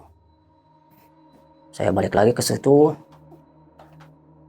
Perjalanan karena banyak bolak-balik ya, lumayan itu nyampe setengah jam lebih itu. Terus nyampe sono, orang pintarnya ini masih ada di situ nungguin, nggak kemana-mana. Terus saya ke situ, ya udah duduk kata orang pintarnya itu. Mana yang kamu bawa? Kata dia. Air kencing sama tanah yang kamu tempatin. Terus saya kasihlah tanahnya itu Mang. Saya kasih tanahnya, terus dibulat-bulat sama dia, bulat-bulat, segede gini lah, segede jempol kaki bulatnya. Dia ngambil air mas rokok, air mas rokok yang geletak di situ ya, punya dia. Rokoknya masih ada, diambil sama dia air masnya. Dibungkuslah si tanah yang bulat itu pakai air mas rokok. Terus kata dia, pegang ya yang kenceng kata dia. Jangan dilepas. Pas saya pegang itu di tangan saya kenceng. Tiba-tiba panas Mang. Yang si tanah itu yang saya pegang panas. Terus keluar asap dari tangan saya. Banyak asap keluar. Makin panas. Saya nggak kuat megangnya, panas. Saya lepasin aja. Gitu. Terus saya lepasin. Orang petir itu, kenapa dilepas? Nggak kuat Pak. Nggak kuat Pak, kata saya panas. Berarti penyakitnya ini ada di tanah yang kamu tinggalin katanya. Terus habis itu dia masuk ke dalam rumah. Terus dia keluar lagi, dia bawa tongkat Mang. Bawa tongkat. Di tongkatnya itu, di dekat pegangannya itu ada boneka kecil. Boneka kecil segede gini lah. Rambutnya panjang. terus ada taringnya, kuku tangan sama kuku kakinya itu panjang Bang. Boneka itu. Iya, ada 2 di tongkat itu, di atas 1 dekat pegangannya, sama di pertengahan tongkat itu 1. Terus dia ngajak ke belakang rumah dia, ayo belakang aja kata dia, ritualnya ke belakang rumah dia. Di belakang rumah dia juga ada saung ya. Di saungnya itu pas saya nyampe ke saung, ada lagi tuh boneka kecil itu 1 yang ditempel sama dia di saungnya itu, di bambu, sama foto-foto Nyi Roro Kidul di situ banyak. Dan ternyata di belakang rumahnya itu kuburan, nggak ada rumah. Terus dia minta, mana air kencingnya, kata dia. Saya kasih ke dia. Terus dia madep ke barat, orang pintarnya itu, sambil si tongkatnya ini dimasukin ke aqua yang ada air kencingnya itu, dimasukin. Dia baca-baca doa gitu ya, ritual. Tiba-tiba ada ledakan Bang di sebelah barat itu, dari jarak sekitar 10 meter lah dari tempat ritual itu ledakannya. Dar gitu, langsung semua pada kaget. Nah si orang pintar ini berhenti ritualnya, udah cari, pul ke sono cari, pakai senter kan gelap di situ. Saya cari pakai senter, ada Bang. Saya nemu di deket pohon pisang itu, dibungkus sama daun pisang yang kering, diikat. Ini Pak, nemu ini. Ya udah taruh di itu, di saung katanya. Ntar masih ada kata dia. Saya ritual lagi. Terus dia ritual lagi, tongkatnya dimasukin lagi ke aqua itu, ke air kencing. Ada lagi Bang ledakan itu, tapi dari sebelah timur suaranya. Tapi kata dia udah ada ledakan itu, dia berhenti lagi. Udah cari lagi pul, jangan ke timur, masih di sono kata dia, masih di sebelah barat. Saya cari lagi sama itu orang tua saya sama tetangga saya, ketemu lagi, sama dibungkus lagi sama daun pisang yang udah mulai keras. Habis itu si orang pintarnya ini udahan ritualnya, langsung duduk di pos. Nah ini penyakitnya pul, kata orang pintar itu. Dibukalah sama dia daun pisang yang udah keras itu, kering ya. Di dalamnya itu ada boneka kecil yang tanpa busana ya, boneka itu banyak warnanya merah kayak darah gitu, penuh sama darah. Rambutnya panjang, kukunya juga panjang-panjang. Yang satunya lagi dibuka lagi sama dia. Yang satunya itu kayak tanah Mang, tanah tapi keras, udah keras kering gitu, bulat, ada 2 di dalam itu. Terus dimasukin lah sama dia ke 2 barang itu, boneka kecil sama yang bulat itu tanah, ke air kencing itu. Dia sambil baca doa, sambil diteken sama tongkat dia. Yang tadinya air kencing itu nggak ada bau Mang, waktu ritual itu nggak ada bau, tapi pas dimasukin barang itu ya, boneka kecil itu sama yang kayak tanah itu 2, warnanya jadi merah kayak darah, terus keluar gelembung, keluar sampai airnya itu keluar banyak gitu Bang, keluar airnya banyak. Padahal air kencingnya cuma setengah, tapi airnya banyak keluar. Airnya itu warna merah, sama ngeluarin bau anyir gitu Bang, mau ngeluarin bau anyir. Habis itu selama itu Bang, sampai 15 menitan itu sama dia diituin terus. Udah beres dia ngelakuin itunya, ritual baca doanya sama ngancurin barang itunya. Kata dia, ngomong sama saya, udah buang pul, mau dibawa-bawa sama kamu, kata dia. Mau dibuang-buang sono ke itu kuburan. Udah saya buang ke kuburan, saya bawa itu buat apaan? Terus dia ke depan lagi, ke depan rumah dia lagi, kita ngikutin, ngobrol lagi di depan. Kata dia ngomong itu Mamang, ngomong terus terang, dia ngomong, ini yang ngelakuin tetangga kamu, tetangga kamu yang punya usaha sembako di situ. Oh. Dia pengen tanah kamu karena tanah kamu ini tempatnya bagus katanya. Buat dia buka usaha lagi di situ. Bisa jadi dia buka usaha lagi di situ, bisa jadi usahanya itu dipindahin ke situ gitu. Jadi rumahnya khusus rumah dia gitu. Jadi usaha sembakonya itu pindah ke tempat kamu gitu. Dia mau bangun usaha di situ. Dia kasih tahu namanya ya ke saya. Namanya itu ini Pak Rojak kata dia. Dia orangnya orang kaya kata dia. Ya kan, dia yang ngomong ke saya, ya kan Pul? Ya Pak kata saya, dia orang paling kaya di kampung saya kata saya. Itu tanahnya di kampung saya itu juga hampir semua punya dia kata saya. Bahkan yang kosong-kosong juga sempat ditawar-tawar sama dia ke orang-orang lain gitu. Ke yang punya tanahnya gitu, pengen dia beli. Saking kayanya dia mang. Habis itu si orang mitra ini ngomong, mau dibalikin gak Pul? Kata dia, penyakitnya. Saya diam waktu itu sambil mikir. Terus saya ngomong, gak usah lah Pak kata saya. Saya takut kata saya. Takutnya ada perlawanan lagi, saya udah nggak bisa gitu kan. Karena saya juga uang saya udah nggak ada waktu itu. Terus udah kata saya, kasih peringatan aja kata saya, biar dia nggak ngasih penyakit lagi kata saya. Ya udah katanya, ntar tunggu paling lama 3 hari katanya. Habis ngobrol itu sekitar jam berapa sore itu, habis ngobrol pulang, langsung saya pamitan ke orang pintar itu. Saya pamitan, ya udah Pak saya mau pulang. Ya udah, insya Allah istri kamu sembuh katanya. Ya udah terus saya pulang sama orang tua saya yang cowok, terus sama tetangga. Biasa ngelewatin itu ya depan rumah saya gitu dari situ. Terus yang ngasih penyakit juga kelewatan gitu. Rumahnya itu, warungnya, tempat usahanya. Kalau soalnya saya kan pulangnya ke rumah mertua saya, kelewatan itu. Udah nyampe rumah maghrib bang, sampai rumah maghrib mertua saya langsung nyamperin saya ke depan. Pul, cepet masuk kata dia. Ini istri kamu dari tadi itu ikatannya kebuka.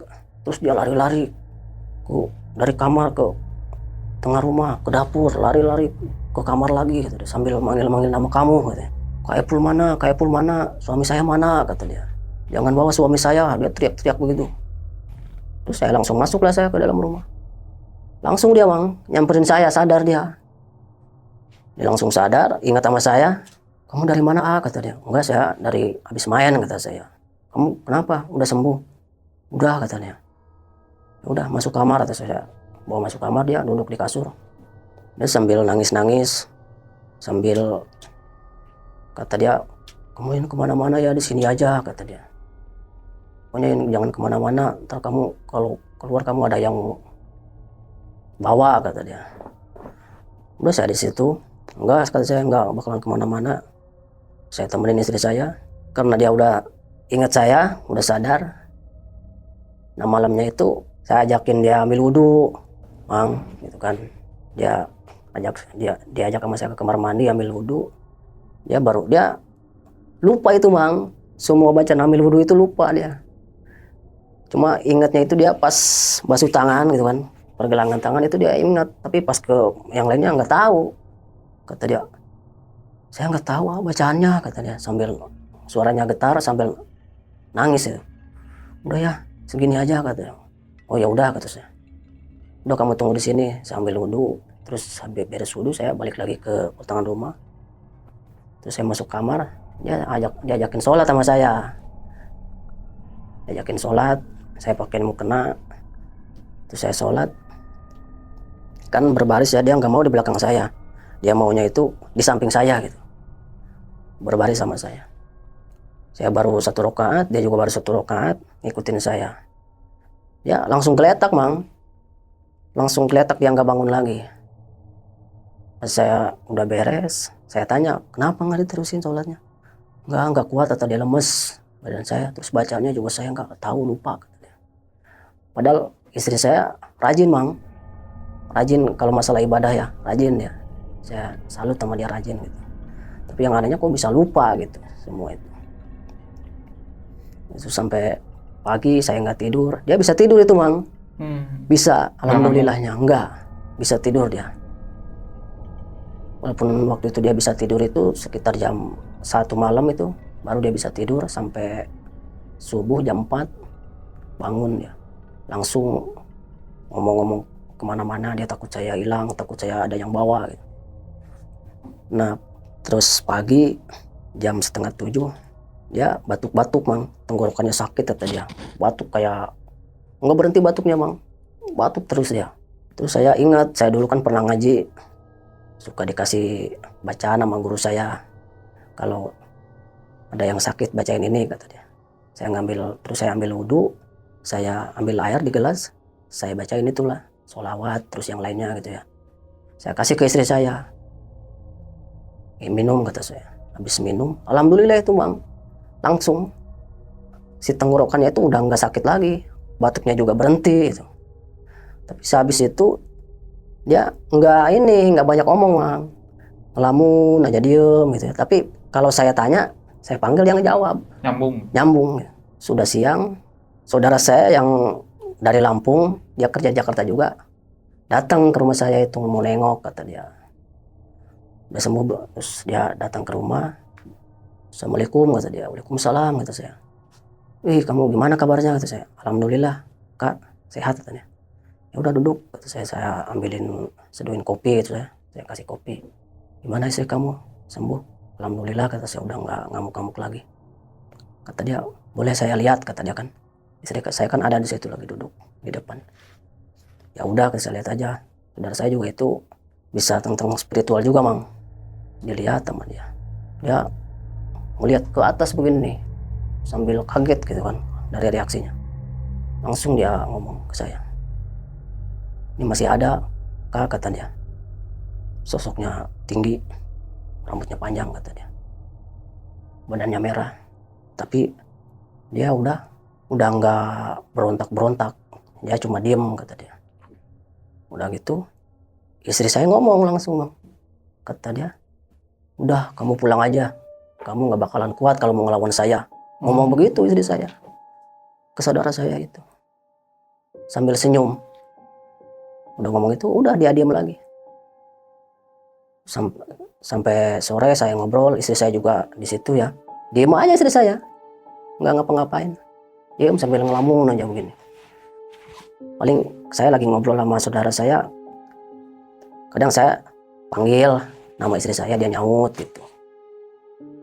Udah sore itu jam 3, saudara saya langsung pulang lagi. Kata saya, nggak mau nginep kamu? Enggak lah kata dia. Saya kesini mau nengokin doang kata dia.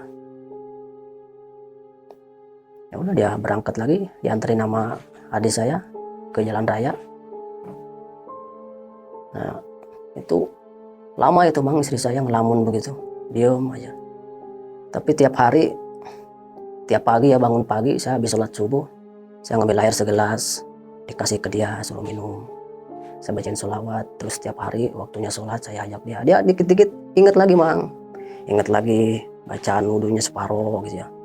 Habis itu nggak tahu lagi sholat ya, udah bisa sampai beres gitu, berdirinya doang dia lupa, dia bacaannya juga ada yang ingat ada yang enggak kata dia. Prosesnya itu lumayan lama Mang, sampai sembuh total itu. Saya tiap hari itu, tiap pagi kasih dia air di gelas.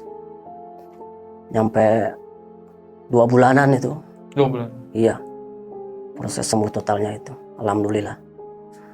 Udah nyampe 2 bulan, pelan-pelan dia mulai nanya ke saya, ngobrol. Terus saya ajak jalan-jalan ke tempat saudara saya gitu kan, masih deket rumahnya. Biasa dia mau nanya, ngobrol, tapi kadang ngelamun lagi gitu. Terus saya kagetin lagi, saya ajakin ngobrol lagi biar dia nggak ngelamun. Terus tiap hari begitu. Alhamdulillah sampai 2 bulan itu sembuh Mang, sembuh total istri saya. Ya biasa lagi ngobrol, biasalah sembuh total gitu ya, bersosialisasi lagi sama tetangga gitu. Alhamdulillah. Minum dulu, Kang. Iya. Nih saya tuh pengen tahu ini kejadiannya di tahun berapa ya? Tahun 2020. Oh, berarti 6 tahun yang lalu lah ya. Iya. Nah, saya tuh mau tahunya berapa kali nih gagal bolak-balik ke dukun tuh berapa kali? Ingat nggak? Gagalnya itu yang berapa kali, yang tetangga orang pintar, tetangga kampung saya, terus sama orang tuanya, orang tua orang pintar itu ya, tetangga saya, sama udah itu doang berdua yang gagal. Ada berapa kali? Ingat nggak? Banyak amat ya bolak-baliknya. Iya. Itu kalau misalkan udah habis berapa nih uang selama pengobatan istri? Saya habis Totalnya hampir 20 juta waktu itu. 20 juta. Iya. Sewa mobil, bayar ritual. Iya, sewa gitu. mobil. Nah, selama disantet itu berapa lama sih sakitnya istri itu? Sakitnya itu 2 minggu sebelum Lebaran, istri saya kena penyakit. 2 minggu sebelum Lebaran atau puasa? Puasa. Oh, 2 minggu sebelum puasa. Iya, 2 minggu sebelum puasa istri saya kena. Sembuh totalnya itu sehabis Lebaran dapat 2 bulan. Oke, jadi totalnya 2 bulan lah ya. Iya. Sakitnya sebulan, penyembuhannya sebulan gitu. Sakitnya sebulan, penyembuhannya itu 2 bulan. Oh, jadi 3 bulan ya totalnya. Iya. Ya? Oke. Nah, tadi kan dibilang ya sama si orang pintar ini kalau yang nyantet itu tetangga. Iya. Nah, dikasih tahu nggak nyantetnya itu medianya seperti apa? Dia nggak ngasih tahu medianya, Bang. Cuma dia bilang ini santetnya dari Jawa Timur, kata dia. Yang ngelakuinnya? Iya, dukunnya. Dukunnya. Iya. Nah, sebetulnya hubungan keluarganya Kang Saiful sama tetangga ini gimana sih sebetulnya? Ya hubungannya sehari-hari baik aja, Bang, biasa gitu. Ya juga kalau belanja sembako ke tempat dia gitu, nggak pernah ke tempat yang lain. Baik berarti? Baik, orangnya ramah. Ibadahnya juga dia rajin. Nggak pernah ketinggalan ke masjid ya. Tiap hari. Dohor, asar, maghrib, isya, subuh dia ke masjid terus. Ada pengajian dia ikut. Pokoknya rajin, Bang, ibadahnya.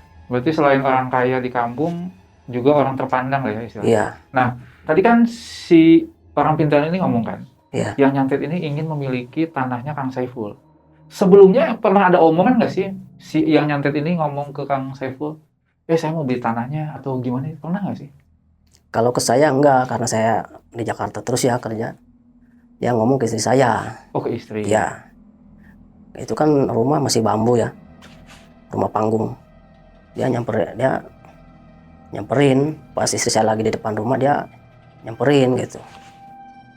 Kata dia, Yum, kalau kamu gak mau tinggal di sini, kamu jual ke saya aja tanahnya, kata dia gitu. Kata istri saya, enggak Pak, kata dia, saya mau tinggal di sini, kata dia. Soalnya saya punya tanah ini doang, kata dia. Bapak kenapa nawar tanah saya, orang lagi ditinggalin, lagi ditempatin sama saya, kata istri saya gitu kan. Enggak, kata dia, takut kirain kamu nggak mau di sini, kata dia. Udah, dia habis itu jalan lagi. Setelah ada omongan itu, ada omongan lagi nggak si yang nyantet itu nawar lagi gitu ke istri atau ke siapa, mertua? Ya, setelah kejadian itu dia nawar ke istri saya. Istri saya nggak ngasih kan. Dapat seminggu, mertua saya belanja ke warung gitu kan, belanja sembako. Terus dia nawar lagi. Pas belanja itu nawar lagi dia. Udah, tanah kamu jual aja ke saya, kata dia. Tempat kamu bagus, kata dia, kalau buat usaha. Terus kata istri saya, enggak Pak, kata dia. Saya kalau itu jual, saya mau di mana, kata istri saya. Ya kamu beli pakai uang yang dari saya, kata dia. Di mana? Oke, kata. Enggak lah, soalnya di situ juga saya enak, depan jalan, kata dia. Gitu. Terus istri saya pulang lagi. Terus dapat seminggu lagi tuh dia nawar ke mertua saya.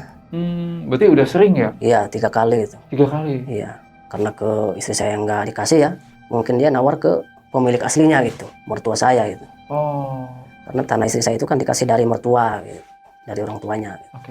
Nah, setelah beberapa kali usaha nih mau nawar nih ya, selang berapa lama tuh istri itu sakit? Dari habis kejadian itu sebulan, Bang. Langsung sakit? Iya, langsung kena sakit itu. Nah tadi kan dibilang ya, istri itu sakit nih, nggak tidur, teriak-teriak kayak gitu ya. Itu diikat kan ya? Diikat itu kayak gimana? Di depan apa di belakang? Kadang di depan, kadang di belakang, Bang. Kadang kalau di depan kan gini ya, itu lepas lagi sampai kabur itu dia lari malam-malam. Kadang makanya habis sering itu di depan, habis itu saya ke belakang tangannya gitu diikatnya. Kalau ke belakang dia nggak lepas. Kan berarti kan kan tadi di kamar mandi disuruh kencing gitu, terus itu maaf nih ya, kalau kayak BAB kayak gitu kencing itu bisa sembarangan dong, kan diikat ya? Iya. Nggak dibawa, misalkan ditinggal-tinggal gitu, itu gimana tuh? Kalau BAB dia ngomong, Mang. Oh. Iya. Saya mau kamar mandi, kata dia gitu. Nggak ngomong BAB. Oh, jadi kalau itu mah di tempatnya gitu. Kencing, BAB itu di tempatnya? Iya. Nggak sembarangan gitu? Enggak, dia ngomong. Masih sadar berarti? Masih. Saya mau kamar mandi sambil suara nadanya keras itu. Saya anterin kamar mandi. Biasa dia ke WC gitu. Tapi kadang nggak di lubangnya, nggak di klosetnya, di sampingnya gitu. Tapi tahu ke kamar mandi. Iya. Tapi masih diikat apa enggak tuh kalau lagi gitu? Enggak, kalau dia udah ngomong gitu saya buka. Oh. Ikatannya. Oke. Nah, kan tadi si orang pinternya ngomong kan ke Kang Saiful. Kalau yang nyantet itu tetangga. Iya. Terus nanya mau dibalikin apa enggak gitu. Iya. Tapi yang nyantet itu tahu nggak sih kalau Kang Saiful itu udah tahu siapa pelakunya? Oh, yang nyantet itu? Belum, Bang. Dia nggak tahu kalau saya udah tahu gitu dia bahwa dia yang nyantet. Tapi nggak tahu juga ya. Mungkin dia juga tahu gitu kan.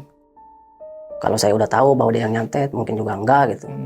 Soalnya kalau ketemu ya biasa aja, nanya gitu. Kan biasanya tuh dukunnya tuh mungkin laporan sama yang nyantet gitu. Nih ada perlawanan nih gitu. Ya mungkin seperti itu juga. Tapi pada saat ritual, yang nyantet itu gimana tuh? Ada kejadian apa gitu? Nggak tahu itu, Mang. Soalnya saya tahunya itu setelah 2 hari. Apa tuh? Ya dia jatuh dari motor di jalan raya, tiba-tiba jatuh aja dia gitu dari motor. Langsung pingsan. Langsung ada mobil yang berhenti, dianterin dia ke rumahnya. Terus ada orang pintar tetangga ya, ke rumahnya nyamperin, ngobatin. Baca-baca doa, baru dia sadar lagi. Dari situ, alhamdulillah, istri saya mendingan, terus nggak ada santet lagi. Oh. Mungkin dia juga tahu, mungkin kalau saya udah tahu bahwa dia yang nyantet. Dari situ istri udah nggak ada masalah lagi? Alhamdulillah enggak. Sehat nih sampai sekarang? Iya. Tapi tanahnya masih dimilikin? Masih, udah saya bangun sekarang di situ. Saya bangun bukan rumah panggung lagi? Enggak, bukan. Tinggalnya tapi masih di Jakarta kan? Saya? Ya. Iya, masih di Jakarta kerja. Istri tapi masih di tempat yang itu? Istri masih. Oh. Sebetulnya, Kang Saiful tinggalnya di Jakarta ya selama kerja? Iya. Nah, yang tinggal di rumah itu sebenarnya siapa aja? Istri saya sama anak saya. Berdua aja? Iya. 100 meter di dekat rumah itu? Oh, bertiga? Iya, anak saya 2. Oh, anak 2? Iya. 100 meter dari situ baru rumah mertua? Betul kan? Iya. Oh. Berarti sekarang masih ditinggalin sama istri dan 2 anak itu? Iya, istri sama anak saya, sekarang anak saya 3. Oh, udah nambah lagi? Iya. Oh, tapi ini benar-benar udah sehat walafiat nih? Alhamdulillah, Bang. Nggak gimana-gimana istri, nggak ada suara-suara kayak gitu? Nggak ada, udah normal. Aman gitu? Alhamdulillah. Oke. Oke, Sobat Buntu. Saya mau tanya nih, di antara kalian ada nggak yang punya pengalaman seperti Kang Saiful disantet oleh orang terdekat gara-gara urusan tanah? Silahkan isi komentar pengalamannya. Kang Saiful, terima kasih nih udah datang cerita tentang pengalaman pribadinya di keluarga. Iya, sama-sama, Mang. Ini trauma nggak sih sebetulnya? Ya, dibilang trauma juga, Mang. Saya kadang ketemu dia agak takut gitu kadang. Kadang saya nggak berani kalau dia ada di depan rumah dia ya. Kadang saya niat mau main ngelewatin depan rumah dia. Kadang saya nggak jadi mainnya gitu. Tapi masih hidup orangnya? Masih. Sampai saat ini? Masih. Sekarang malah dia usahanya makin nambah, bikin ruko dia. Oh gitu? Iya. Terus masih suka nawar nggak sih? Udah enggak sekarang. Udah enggak? Iya. Oke, tapi kira-kira nih kalau misalkan ada yang nonton, orangnya bakal tahu nggak yang diomongin itu dia? Ya, mungkin kalau dia nonton ngelihat muka saya mungkin tahu dia. Takut nggak? Ya takut nggak takut ya. Tapi nih, saya tanya sekali lagi, ini yakin nih udah diceritain di Jalan Buntu, nggak apa-apa? Nggak apa-apa Mang. Serius? Iya, Ikhlas itu ya? iya ikhlas. Oke, pokoknya Kang Sevo terima kasih udah cerita di Jalan Buntu. Salam buat istri di kampung ya, Iya, dan buat keluarga semua. Ya. Terima kasih. iya sama-sama. Oke. Oke Sobat Buntu, jadi itulah pengalaman mistis yang diceritakan oleh Kang Saiful, dan yang ingin ikutan cerita di Jalan Buntu, langsung aja merapat ke DM Instagramnya Jalan Buntu atau bisa klik link WhatsApp yang ada di deskripsi. Dan jangan lupa nih, jangan bosan-bosan buat nontonin video-videonya Jalan Buntu. Jalannya memang buntu tapi rezekinya jalan.